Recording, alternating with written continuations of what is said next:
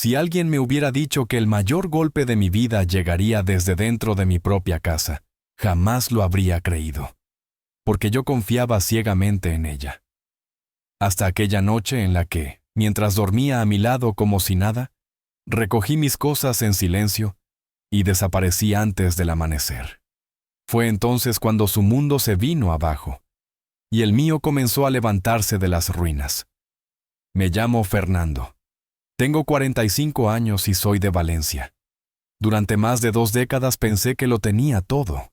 Una empresa de construcción que levanté desde cero con una furgoneta vieja y las herramientas que me dejó mi padre, 4 hijos maravillosos y una mujer a la que creía mi compañera de vida. Todo se derrumbó un martes cualquiera, en el lugar más inesperado, delante de un portátil abierto. No llegué hasta ahí de golpe. Hubo señales, pequeñas grietas que en su momento preferí no ver. Al principio fue el móvil de Manuela. Antes lo dejaba por cualquier parte, en la encimera de la cocina, en la mesa del salón, incluso en el baño. Pero en los últimos meses lo llevaba pegado al cuerpo, como si fuera un secreto que no podía permitirse compartir. Dormía con él bajo la almohada. Cuando sonaba un mensaje, se levantaba diciendo que era urgente del trabajo y desaparecía 20 minutos, cerrando la puerta tras ella. Después llegaron los retrasos. Decía que en la clínica dental donde trabajaba como gerente, estaban actualizando el sistema informático y que tenía que quedarse hasta tarde. Yo quería creerla, hasta que un día, al volver del entrenamiento de mi hijo pequeño, decidí pasarme por allí. Y lo que vi me dejó helado. El aparcamiento vacío, todas las luces apagadas, ni rastro de actividad. Esa misma noche, al preguntarle, me dijo con la mayor tranquilidad que habían terminado pronto, que incluso había pasado por el supermercado.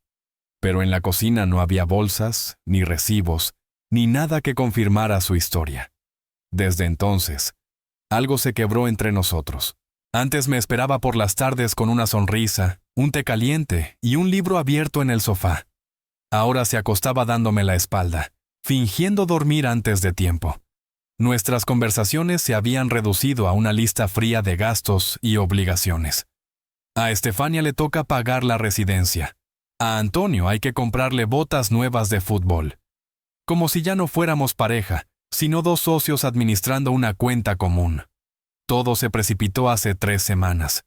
Recuerdo la fecha porque había vuelto antes de un viaje de trabajo a Castellón. El coche de Manuela estaba en el garaje, pero la casa parecía desierta. Entré sin hacer ruido y la encontré en el despacho, completamente absorta frente al ordenador portátil. «¿Hola?», le dije, posándole suavemente una mano en el hombro. Se estremeció como si le hubiera recorrido una descarga eléctrica. Cerró la tapa con tanta brusquedad que yo mismo me asusté. «Ay, Fernando, qué susto me has dado». Exhaló con las mejillas encendidas. Ese rubor repentino no era nervios. Era culpa. Lo supe al instante. «¿Qué hacías?», pregunté, intentando sonar casual. «Nada, cosas del calendario del trabajo. Quieren cambiar el sistema de citas», respondió, sin mirarme a los ojos. Esa noche, mientras ella dormía plácidamente a mi lado, yo permanecí despierto mirando al techo. Por primera vez en 22 años, sentí que la mujer que respiraba a mi lado no era la misma con la que había compartido media vida. Era otra persona, una desconocida. Al amanecer, me desperté antes de que sonara el despertador. Extendí la mano hacia su lado de la cama, y ya no estaba allí. La cama del lado de Manuela estaba fría, ni una nota, ni una taza de café preparada, como hacía antes cada mañana. El vacío hablaba por sí solo. Después de llevar a Antonio, mi hijo pequeño, al colegio, decidí pasarme por la clínica. No para enfrentarla, sino para comprobar el ambiente, para convencerme de que todo lo que sospechaba era fruto de mi imaginación. En recepción estaba doña Carmen, una mujer mayor de esas que lo saben todo sin querer aparentarlo. «¡Hombre, don Fernando!», me saludó con una sonrisa amable. «¿Venía a pedir cita para la limpieza?». «Sí, eso mismo», respondí. con la voz más natural que pude fingir. Pues ahora la doctora está muy ocupada con el nuevo programa informático. Me quedé helado. ¿Nuevo programa?, pregunté. Carmen frunció el ceño y se inclinó hacia mí, bajando la voz. ¿Qué dice? Si llevamos 3 años con el mismo. Y funciona perfecto. Aquí no ha cambiado nada. El estómago se me encogió de golpe. Quise pensar que había entendido mal, que era una confusión, pero en el fondo ya sabía que no. Ella nunca se quedaba más allá de las 5, salvo que hubiera una urgencia. Y sin embargo, Manuela llevaba meses desapareciendo 3 horas más.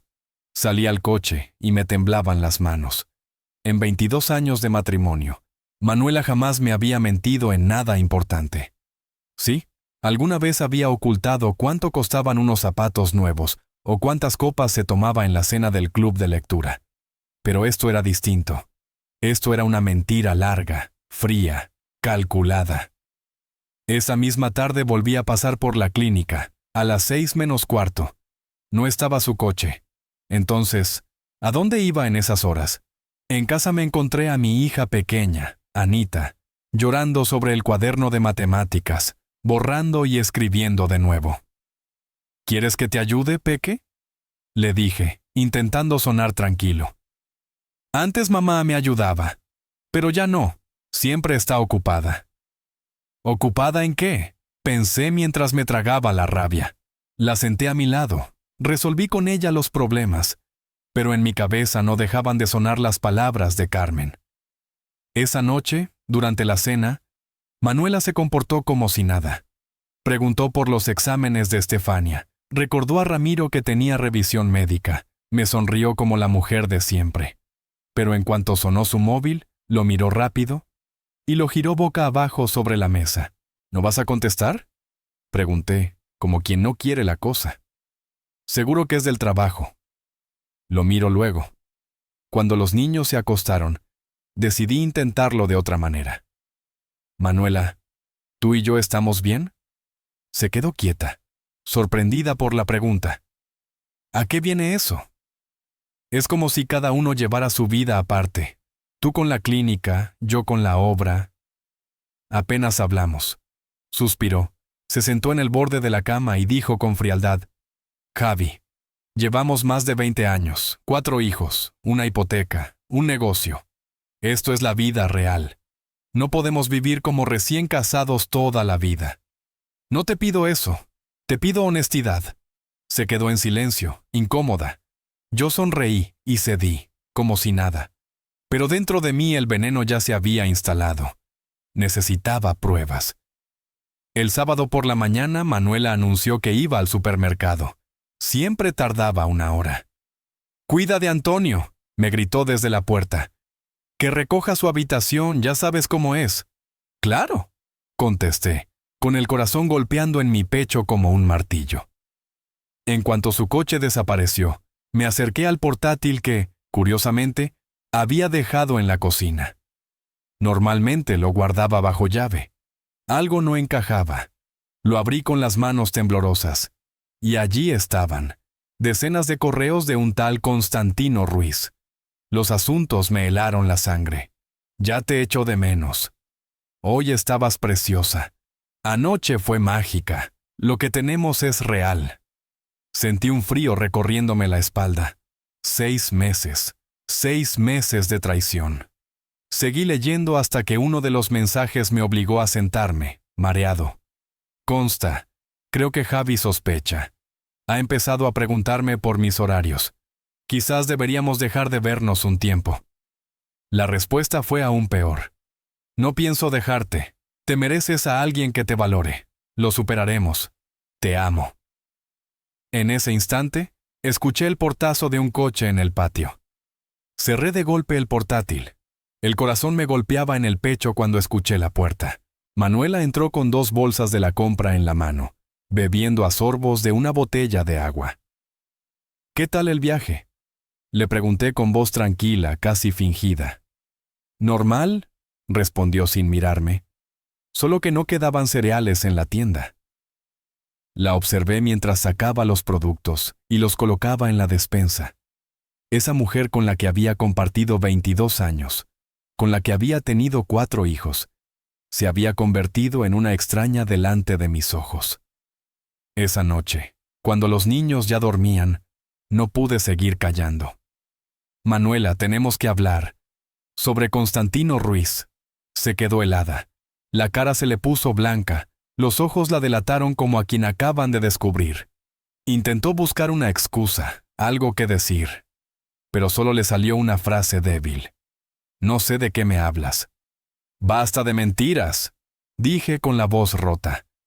He visto los correos, los hoteles, todo. La máscara se cayó en un segundo. Bajó la cabeza, se cubrió la cara con las manos y rompió a llorar. No es lo que piensas, sollozó. Yo no quería. Todo sucedió sin darme cuenta. ¿Cuánto tiempo? Pregunté, aunque ya sabía la respuesta. 6 meses, susurró. 6 meses de engaño. 6 meses de mentiras. ¿Alguna vez pensabas decírmelo? Me sentía sola. Tú siempre estabas en la obra, en el trabajo. Y él me hace sentir viva. ¿De verdad vas a exagerar tanto? Eso no es motivo para destruir una familia. Incluso atrapada, intentaba hacerme sentir culpable. Esa noche, mientras ella dormía plácidamente, yo me levanté, llené 2 maletas con mi ropa, metí documentos y el portátil. Dejé una nota sobre la mesa para los niños y me marché a las 4:30 de la madrugada. La habitación de invitados de mi hermano Santino olía a café recién hecho y serrín. No hizo preguntas. Solo me sirvió un plato con huevos fritos y dijo: «Has hecho lo correcto». Papá siempre decía que un hombre sabe cuándo es el momento de marcharse. Mi móvil no dejaba de sonar. Al principio eran mensajes de negación. Esto es una locura. Vuelve a casa. Después, enfado. Estás abandonando a tu familia. Luego, súplicas. Lo romperé todo. Iremos al psicólogo. Pero ya era tarde. Al mediodía llamó mi hija mayor, Estefania. Papá, ¿dónde estás? Mamá no para de llorar. Antonio está confundido y Anita no sale de su cuarto. Se me encogió el corazón. Estoy en casa del tío Santino. No es culpa vuestra. Mamá y yo tenemos problemas, pero los dos os queremos. ¿Os vais a divorciar? No lo sé todavía. Pero una cosa sí debes tener clara. Tú, Ramiro, Anita y Antonio, siempre seréis mis hijos. Esa misma tarde llamé a una abogada especializada en familia. Le expliqué la situación.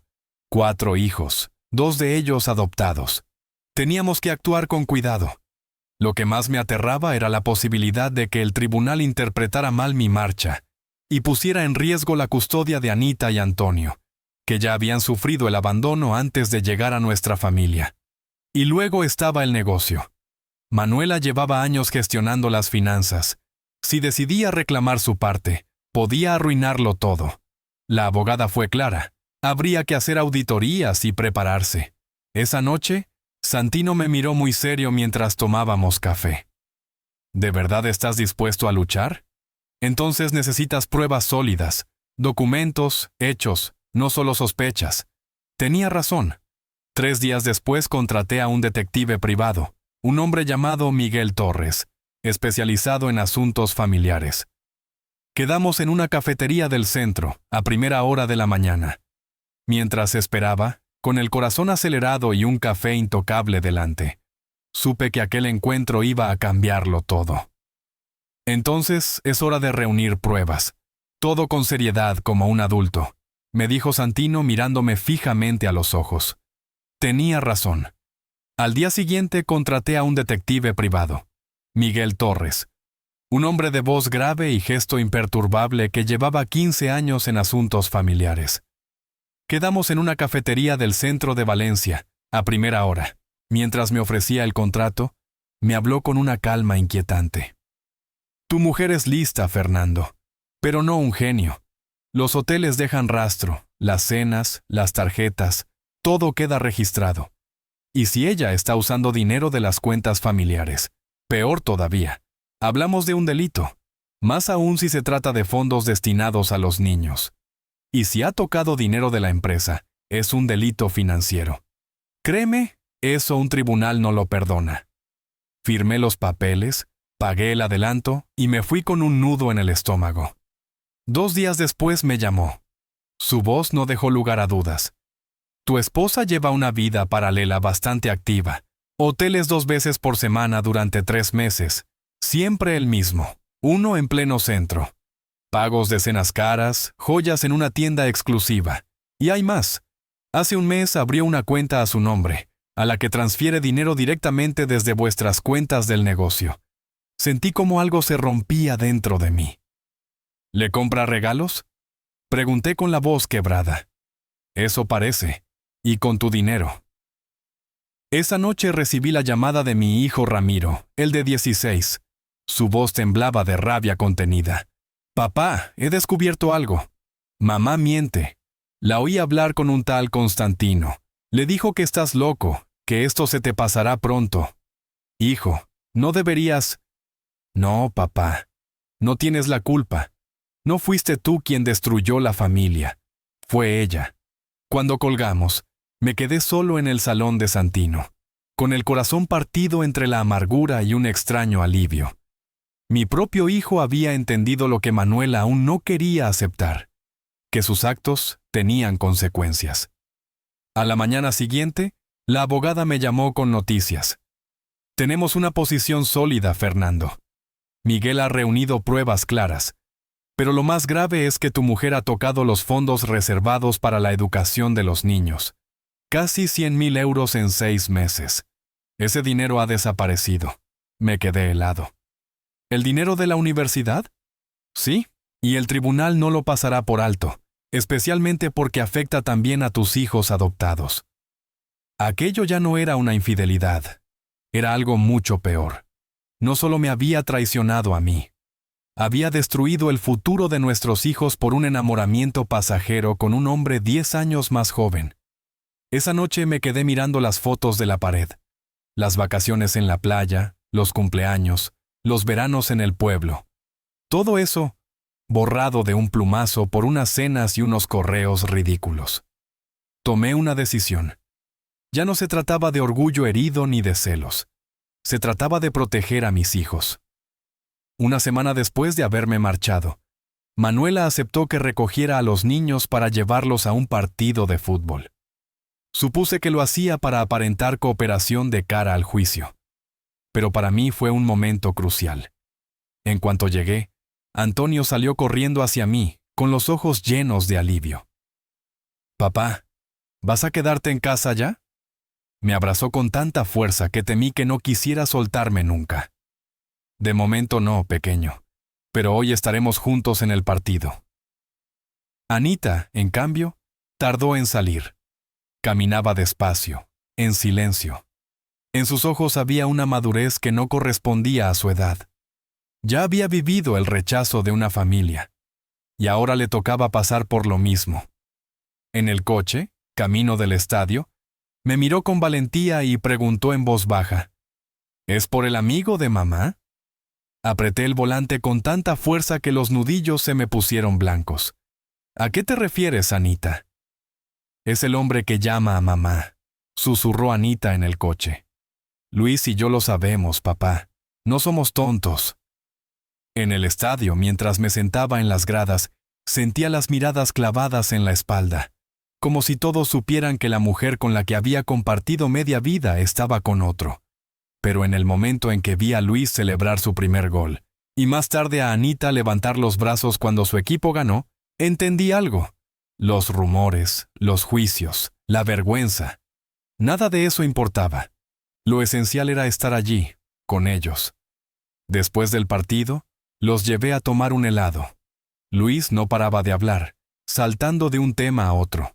El colegio, un balón nuevo, la ventana rota de un amigo. Anita, en cambio, mordisqueaba su cucurucho sin decir palabra, hasta que, de repente, levantó la vista y soltó. «Papá, ¿vas a divorciarte de mamá?» Me quedé en silencio unos segundos. No lo sé todavía, cariño. Pero pase lo que pase, quiero que tengas algo muy claro. Tú y Luis sois mis hijos para siempre. Los papeles no significan nada frente a lo que sentimos, Nadie podrá separaros de mí. Anita asintió, con los ojos brillantes. Prométemelo. Te lo prometo. Cuando regresamos, Manuela estaba de pie en el porche. Su aspecto me impresionó. Parecía más vieja, más cansada, como si el tiempo le hubiera caído encima de golpe. ¿Cómo fueron los partidos?, preguntó con desgana. Luis marcó 2 goles y el equipo de Anita ganó. Respondí sin bajarme del coche. Javi, los niños están confundidos. No sé qué decirles. Quizá deberías haberlo pensado antes, cuando mentías cada tarde. Contesté sin alzar la voz. Estás poniéndolos en mi contra.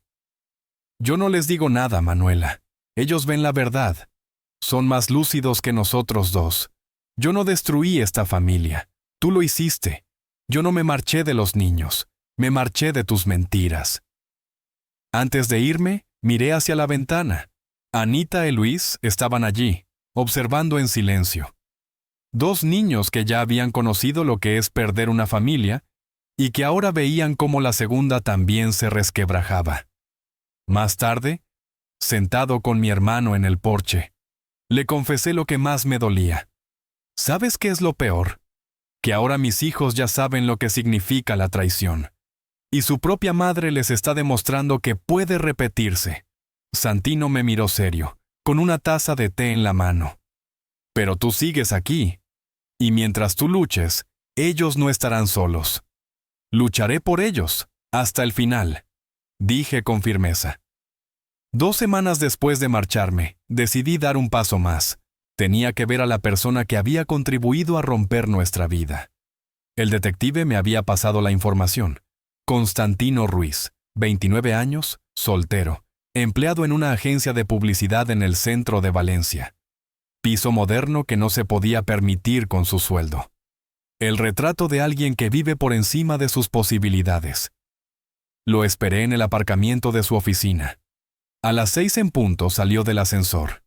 Alto, traje impecable, paso altivo. El mismo rostro que había visto en las fotos. Constantino. Lo llamé desde la sombra. Se giró. La sorpresa se le notó en la cara. Miedo, incomodidad. Intento desesperado de aparentar calma. Tú debes de ser Fernando, balbuceó. Así que te habló de mí. ¿Y qué te dijo? ¿Que soy un hombre seco? ¿Que nuestro matrimonio estaba muerto hace años? Él se removió nervioso. Las cosas surgieron. Simplemente nos entendimos. A veces pasa. Basta, lo interrumpí con frialdad. Tú tienes 29 años. Sabías perfectamente que ella tenía 4 hijos. Y aún así decidiste meterte en una familia. Fue tu elección. No soportó mi mirada y bajó los ojos. Ella decía que apenas os hablabais, que todo estaba apagado, que dormíais en camas separadas. Dormíamos juntos hasta el día que descubrí quién eras. Se quedó callado, con la mirada perdida. No pensé que todo llegara tan lejos, murmuró. No pensabas que además, estabas ayudando a gastar el dinero que habíamos guardado para la educación de los niños. ¿Lo sabías? Le solté a bocajarro. El rostro de Constantino se volvió ceniza. No, no tenía ni idea. Pues ahora ya lo sabes. Y escucha bien. A partir de este momento desapareces de su vida. Ni una llamada, ni un mensaje, ni una cita más. Te borras como si nunca hubieras existido. Intentó recomponerse. No puedes darme órdenes. Claro que puedo, y lo haré. Porque si no cumples, hablaré con tus jefes, con tus padres, con todos los que conocéis tú y Manuela. Les contaré cómo un joven prometedor destrozó una familia con 4 hijos. Estoy seguro de que no quieres convertirte en la comidilla de Valencia. Se quedó callado un buen rato, tragando saliva. Lo tenía contra las cuerdas. Ella dice que eres un hombre listo, que acabarás entendiendo. Musitó al fin. Manuela habla demasiado. Pero la mayoría de las veces, miente. La verdad es otra. Tú has sido cómplice de destruir una familia. Y mientras tú cenabas a la luz de las velas, 4 niños lloraban en sus habitaciones, preguntándose qué habían hecho mal. Eso, chaval, es lo que llevas en tu conciencia. Me giré para marcharme, pero me detuve un instante y añadí: y una última cosa, si de verdad la aprecias, deja que se enfrente a lo que ha hecho. Que intente recomponer su relación con sus hijos, en vez de huir detrás de un hombre que podría ser su hijo. De vuelta a casa de Santino, sentí algo que no había sentido en semanas. Control. No podía salvar mi matrimonio, no podía borrar el pasado, pero al menos había dejado claro lo que esto significaba para los míos. En la tercera semana de separación, recibí la llamada de la abogada. Fernando, la auditoría ha terminado. Y es todavía peor de lo que imaginábamos. El mundo se me vino encima. ¿Peor cómo? No fueron 6 meses de movimientos de dinero, sino 8. La cifra total ronda los 150,000 euros. Y no acaba ahí. Falsificó 3 solicitudes de préstamo a nombre de tu empresa, por unos 90,000, usando tu firma. Me levanté de golpe, incapaz de creerlo. ¿Qué? Y yo no vi nada de eso. Porque ella manejaba las finanzas personales. Tú confiabas ciegamente. Me acerqué a la ventana, intentando asimilarlo. No solo me había traicionado, lo había hecho con método, semana tras semana, saqueando el futuro de nuestros hijos. La buena noticia, añadió la abogada, es que todo esto juega a tu favor. Ningún tribunal entregará a los niños a una madre que desvía su propio dinero educativo para gastarlo en un amante. ¿Y la empresa? Pregunté con miedo. Tu empresa se fundó antes del matrimonio. Legalmente, no puede reclamarla, pero sí puede pedir una pensión, alegando que cuidaba de la casa y de los hijos. Lo veremos más adelante. Esa misma noche fui a ver a nuestro contable, Julián. Pasamos 3 horas revisando facturas y extractos. Javi, ¿cómo no te diste cuenta antes?, preguntó, incrédulo. Porque yo llevaba las obras y confiaba en ella para lo demás, contesté con amargura. Pues esa confianza te costará cara. Mira, todos los martes y jueves retiraba 900 euros en efectivo. Siempre del mismo cajero, junto al hotel donde os la encontraron. Así durante meses. Las pruebas eran claras. No se trataba de un error, ni de un desliz, ni de un arrebato. Era un robo sistemático. El dinero de los niños se había convertido en cenas, joyas y hoteles para ella y su amante. Y entonces sonó mi móvil. Era Ramiro. Papá, tienes que saberlo. Mamá estuvo hablando con un abogado. Le oí decir que va a pelear por la casa y por la mitad de la empresa. ¿Qué más escuchaste? Que tú nos abandonaste, que ella lo hacía todo sola mientras tú solo trabajabas. Respiré hondo, cerré los ojos y apreté el teléfono con rabia. Hijo, eso no es verdad. Es una mentira más. Y puedo demostrarlo, le dije a Ramiro con firmeza.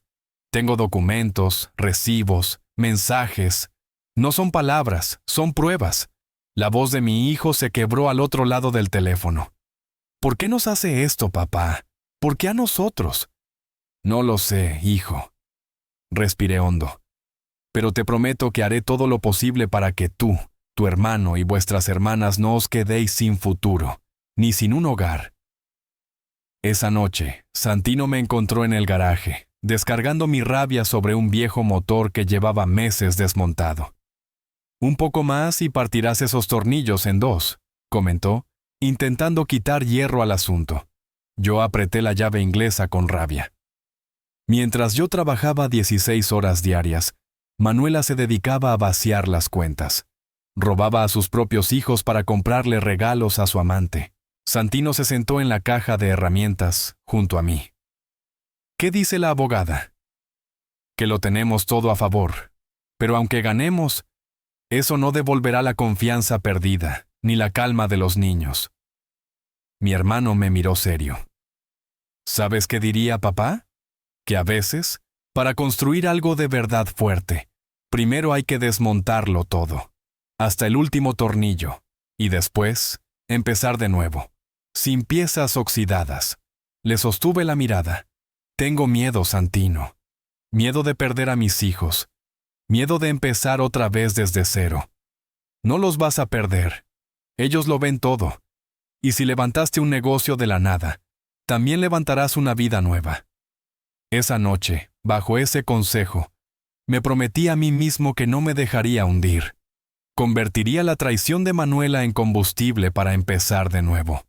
Por mis hijos, por mí, por nuestro futuro.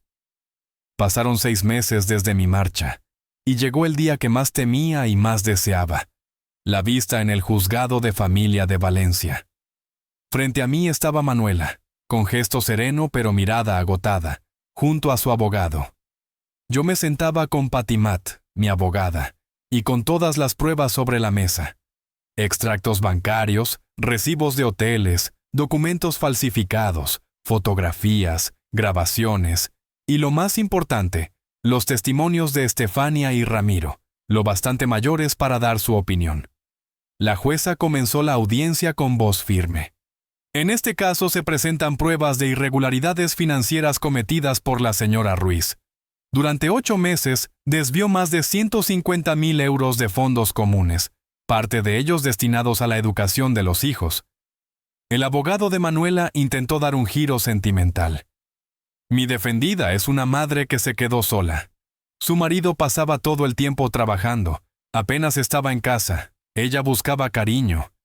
Pero en cuanto Patimat puso sobre la mesa 3 contratos con mi firma falsificada, hasta el propio abogado se quedó sin palabras.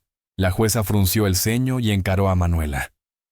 Reconoce haber falsificado la firma de su esposo en préstamos que superan los 90,000 euros. Ella bajó la cabeza, derrotada. Necesitaba dinero. Fernando siempre estaba ocupado. Pensé que no pasaba nada. ¿Cree que casi 100,000 euros son nada?, replicó la jueza con dureza. Y entonces llegó el momento más duro. Llamaron a Estefania. Mi hija entró con paso firme, la espalda recta, sin apartar la vista de la magistrada. Señoría, mi padre siempre estuvo ahí. Trabajaba por las noches para pagar mis estudios, para que nada nos faltara. Mamá. Ella cambió.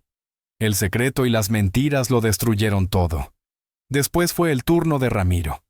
Con voz grave, casi de adulto, dijo: escuché a mi madre hablar de seguir con ese hombre. Aunque todo saliera mal, quería continuar. Ella no piensa en nosotros. Manuela rompió a llorar, pero ya era tarde. La jueza cerró la carpeta con un golpe seco. Teniendo en cuenta las pruebas presentadas, los testimonios y las irregularidades financieras graves, este tribunal resuelve lo siguiente. Los hijos menores residirán con su padre. La señora Ruiz tendrá derecho a visitas supervisadas, tras someterse a terapia familiar y asesoramiento financiero. Sentí un nudo en la garganta. No había ganado yo. Habían ganado mis hijos. En lo referente a los bienes, la jueza dictaminó lo esperado. Una pensión mínima para Manuela, sin derecho sobre la empresa, y la obligación de devolver lo que había tomado al liquidar la casa. Al salir de la sala, mi abogada me miró con calma y dijo: has ganado lo que realmente importa. Tus hijos, tu dignidad y la tranquilidad de mirarte al espejo sin sentir vergüenza. A las puertas del juzgado vi a Manuela apoyada en su coche. Estaba sola. Constantino ya no estaba allí. Por un instante, casi sentí compasión. Casi. Pero enseguida recordé las lágrimas de Anita y el miedo en los ojos de Luis. Y toda lástima desapareció.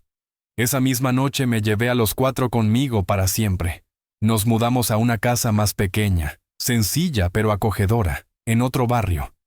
Era el inicio de una nueva vida. ¿Papá?, preguntó Luis en el coche. ¿Ahora todo va a ir bien? Lo miré y sonreí. Va a ir aún mejor. En el retrovisor, la silueta de Manuela se hacía cada vez más lejana hasta perderse. Delante de nosotros solo quedaba camino, sin mentiras, sin engaños, con una hoja en blanco. Pasó un año. Aquella mañana de sábado estaba en la cocina preparando tortitas. Los 4 estaban en casa. La empresa no solo sobrevivió, sino que creció. La gente valoró que, a pesar de todo, no escondí nada. Nos eligieron por honestidad, por transparencia. Llegaron nuevos proyectos, un gran equipo. Estefania estudiaba en la universidad y me llamaba cada semana. Ramiro había conseguido una beca deportiva y quería ser arquitecto. Anita y Luis habían recuperado la sonrisa. La confianza volvía poco a poco a llenar la casa. «Papá, ¿a qué hora llega el tío Santino?», preguntó Anita mientras ponía la mesa. «Pronto, y ya sabes que traerá su plato estrella». Sonó el timbre. Luis corrió a abrir. Oí una voz femenina desconocida. Me asomé al pasillo. «Perdone la molestia», dijo una mujer de mi edad, con mirada cálida y voz serena. «Soy Rima. Mi hijo juega con Luis. Creo que olvidó un guante en nuestro coche después del entrenamiento». Me sonrió y me tendió el objeto. Empezamos a charlar.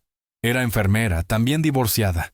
En su tono reconocí algo que me resultaba familiar: cansancio, pero también esperanza. Antes de despedirse, me atreví a decir: «¿Quizás un café algún día? Para hablar sin prisas». Ella sonrió con sencillez. «Me encantaría». Cuando se fue, Anita me miró con picardía. «Papá es encantadora». «Sí, lo es. Pero entre nosotros todo debe ser sincero, poco a poco. Vosotros sois lo primero». «Lo sabemos», respondió. «Pero tú también mereces ser feliz». Ese día nos sentamos todos a ver un partido, comimos juntos y bebimos té.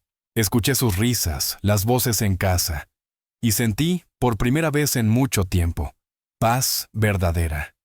Mi móvil vibró. Un mensaje. Martes, 10 de la mañana. Cafetería junto al hospital. Excelentes tortitas. Sonreí. Respondí enseguida. Santino, levantando una ceja, preguntó: ¿Un nuevo amigo? Quizás. Pero antes que nada soy padre. Todo lo demás, después. Él levantó su taza. Por las segundas oportunidades. No, lo corregí alzando la mía. Por la familia. La que no solo recibimos, sino la que construimos con nuestras propias manos. La luz del sol entraba por la ventana, iluminando la mesa. Miré a mis hijos y entendí que Manuela había querido destruirnos, pero en realidad nos había liberado. Ese fue el mayor regalo. Con los meses, la vida se fue asentando. La empresa creció, hasta salió una nota en el periódico local sobre valores familiares y resiliencia. Sin nombres, sin detalles. Pero todos los que conocían nuestra historia entendieron. Y entonces, supe que, de entre las ruinas, habíamos levantado algo más fuerte que antes. Estefania llamaba cada domingo. Quería saber cómo estaban los pequeños, cómo avanzaba la casa de campo que ahora levantábamos entre todos, ladrillo a ladrillo. Ramiro nos sorprendía con noticias de la universidad. Formaba parte de un proyecto de estudiantes y además trabajaba como asistente en un despacho de arquitectura. Anita y Luis también habían cambiado. La tensión que antes los acompañaba al acostarse había desaparecido.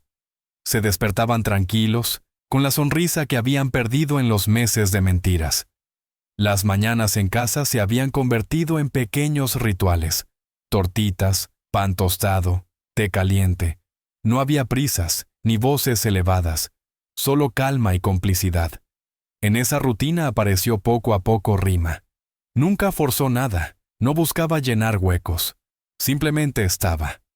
A veces compartíamos un café, otras bastaba con charlar unos minutos mientras los niños estaban en clase. Su presencia era ligera, sincera, sin máscaras. Una tarde, Santino me observó en silencio y dijo: «Hermano, te noto distinto, más firme, pero también más en paz». Lo único que hice fue comprender quién soy, y lo que jamás volveré a permitir en mi vida. Él asintió, y entendí que no hacía falta añadir más. ¿Y Manuela? Tras el juicio, prácticamente desapareció. Pasados unos meses intentó escribir a Estefania y a Ramiro: «Seguís siendo mis hijos, os quiero». Ninguno respondió. No por rencor, sino porque estaban cansados de esperar. El tribunal le concedió visitas supervisadas después de someterse a terapia, pero nunca se presentó, ni una sola vez. Incluso Luis, que durante mucho tiempo creyó que su madre cambiaría, acabó rindiéndose. «Papá, creo que voy a dejar de esperar. Porque quien de verdad quiere, no hace esperar para siempre». No tuve palabras. Solo lo abracé con fuerza, agradecido por tenerlo conmigo. Una noche regresé tarde, agotado. La casa estaba vacía, los niños con la abuela, Santino aún en el trabajo. Puse agua a calentar y me quedé mirando por la ventana. Entonces llegó un mensaje de Rima. «Si no te has dormido, vente a tomar té. Hoy he preparado limoncillo, como cuando era pequeña». Me quedé mirando la pantalla unos segundos. Después cogí la chaqueta y salí al fresco de la noche. No buscaba un reemplazo, sino alguien que, como yo, entendiera lo importante que es vivir sin engaños. Dentro quedaban las fotos de los niños, los cuadernos con sus deberes, los diplomas del colegio, los juguetes esparcidos por el suelo. Esa era la vida real, imperfecta, pero auténtica, probada por la traición, pero reconstruida con amor. Manuela intentó derribar nuestro hogar desde dentro. Quiso diversión, ligereza, un espejismo de juventud. Y lo único que obtuvo fue vacío. Nosotros, en cambio, ganamos algo que ella perdió: unidad, fuerza, verdad. Hoy sé que la verdadera solidez no está en las paredes, sino en las personas que conviven dentro. Y si mañana todo volviera a tambalearse, volvería a empezar de cero, porque ahora sé que puedo levantarlo de nuevo. Si esta historia te ha emocionado, no olvides dar a me gusta, suscribirte al canal y dejar tus comentarios. Y si quieres escuchar la siguiente, haz clic en la ventana de la izquierda. Gracias por acompañarnos.